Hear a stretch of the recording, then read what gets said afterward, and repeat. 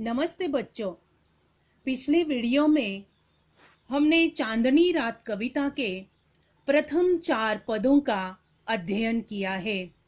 आज अपने इसी चांदनी रात कविता का पन्ना क्रमांक 2 यानी 5 से लेकर 8 तक पदों का मैं आपको सरल अर्थ समझाने वाली हूँ।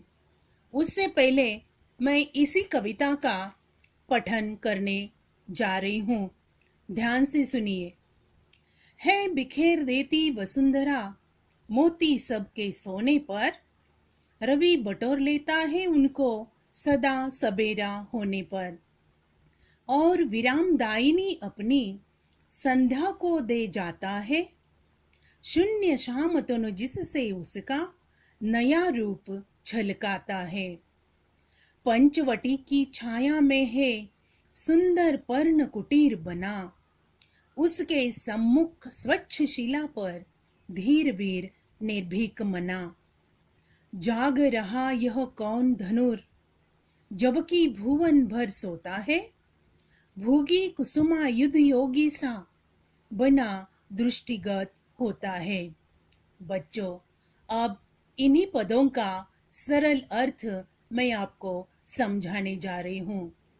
प्रथम 4 लाइनों का, पंक्तियों का अर्थ मैं आपको समझाती हूँ। है बिखेर देती वसुंधरा मोती सबके सोने पर। वसुंधरा का अर्थ है बच्चों पृथ्वी।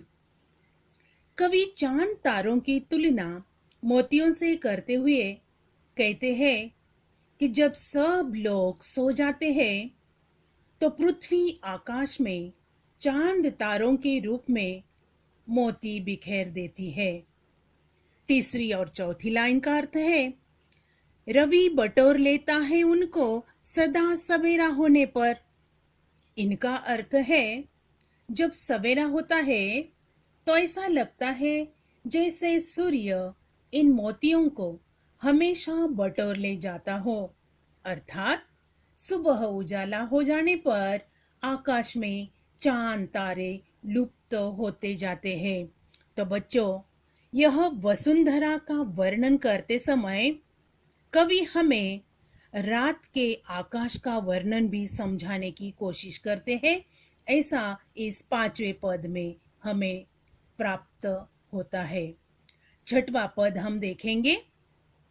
और विरामदायिनी अपनी संध्या को दे जाता है। इन 2 पंक्तियों का अर्थ है बच्चों, कवि कहते हैं कि सुबह होने पर बटोरे हुए चांद तारे रूपी मोती सूर्य उसे विश्राम देने वाली संध्या को सौंप जाता है, अर्थात शाम होने के बाद चांद तारे आकाश में फिर चमकने लगते हैं और शून्य शाम तनु जिससे उसका नया रूप छलकाता है। शाम यानी काला और तनु यानी शरीर।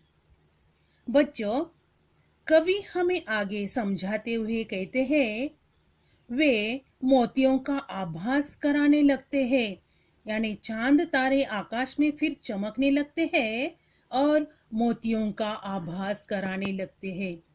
इससे रात्रि की कालिमा प्रकाशमान हो जाती है, यानी अंधेरा नष्ट हो जाता है और अपने नए रूप में झलकने लगती है। यानी आकाश का वर्णन यहाँ दिया गया है। तो बच्चों, यह विरामदायी यानी विश्राम देने वाली, ऐसा इसका अर्थ है। और यह समझाते समय यह चांद तारे आकाश में यानी शाम होने के बाद और जब अंधेरा छा जाता है वह अपना कार्य फिर से शुरू कर देते हैं। 7वां पद हम देखेंगे। पंचवटी की छाया में है सुंदर पर्ण कुटीर बना। इसका अर्थ है कवि पंचवटी का वर्णन करते हुए कहते हैं कि पंचवटी, बच्चों, पंचवटी का अर्थ है वट के 5 वृक्ष, यानी इस 5 वृक्षों की छाया में घास फूस और पत्तों के छप्पर वाली एक सुंदर झोपड़ी बनी हुई है, ऐसा इन दो पंक्तियों का अर्थ है। उसके सम्मुख स्वच्छ शिला पर धीर वीर निर्भीक मना, इसका अर्थ है उसके सामने यानी उस कुटिया के सुंदर झोपड़ी के सामने एक साफ सुथरी शिला पर, शिला का अर्थ है बड़ा पत्थर, जिसके ऊपर योगी पुरुष बैठा ऐसा नजर आता है। यानी इस साफ सुथरी शिला जो है उस पर एक दृढ़ मन वाला और निडर योद्धा विराजमान है, ऐसा दृश्य नजर आता है। यानी जैसे कि एक योगी पुरुष का वर्णन कवि हमें यहाँ देते हैं। 8वां पद जो है, जाग रहा यह कौन धनुर जबकि भुवन भर सोता है। कवि कहते हैं कि इस समय संसार के सारे लोग सो रहे हैं, पर यह धनुषधारी कौन है जो रात्रि में यानी इस समय जाग रहा है। भोगी कुसुमायुध योगी सा बना दृष्टिगत होता है। कुसुमायुध का अर्थ है कामदेव, और ऐसा यह धनुषधारी कौन योगी इस समय बैठा हुआ है। कवि आगे कहते हैं कि यह कामदेव सा गृहस्थ, भोगी यानी गृहस्थ, कोई सन्यासी जैसा बना हुआ सा दिखाई देता है। तो बच्चों, दृष्टिगत होना यानी जो दिखाई पड़ता है, ऐसा यह योगी यहाँ नजर आता है। तो कवि अपने इस कविता के माध्यम से चांदनी रात का मनोहारी वर्णन हर एक पद में किस प्रकार करते हैं, यह मैंने आपको समझाया है। हर एक पद का अर्थ मैं आपको लिखने भी दे रही हूँ। बच्चों, जैसे ही तुम वीडियो खोलेंगे तो हर एक पद का अर्थ भी मैंने आपको दिया है। अगर आपके पास किताब नहीं है तो इस वीडियो द्वारा आप इसे देखकर अपनी नोटबुक में लिख लेना। उसके साथ मैं शब्दार्थ भी दे रही हूँ, और उसी के नीचे मैंने आपको कुछ सूचनाएं भी दी है।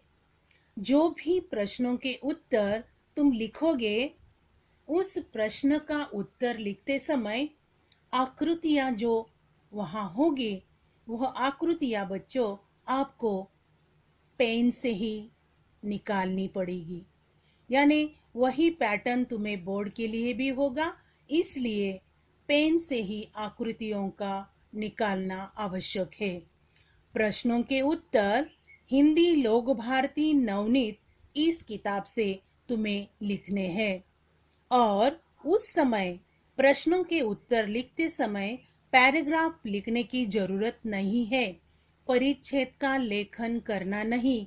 जो भी प्रश्न है उन्हीं का ही लेखन तुम्हें करना है। तो इस प्रकार चांदनी रात इस कविता के प्रश्नों के उत्तरों का लेखन भी बच्चों आपको करना है। इस प्रकार यह कविता मैं यहाँ खत्म कर रही हूँ। धन्यवाद।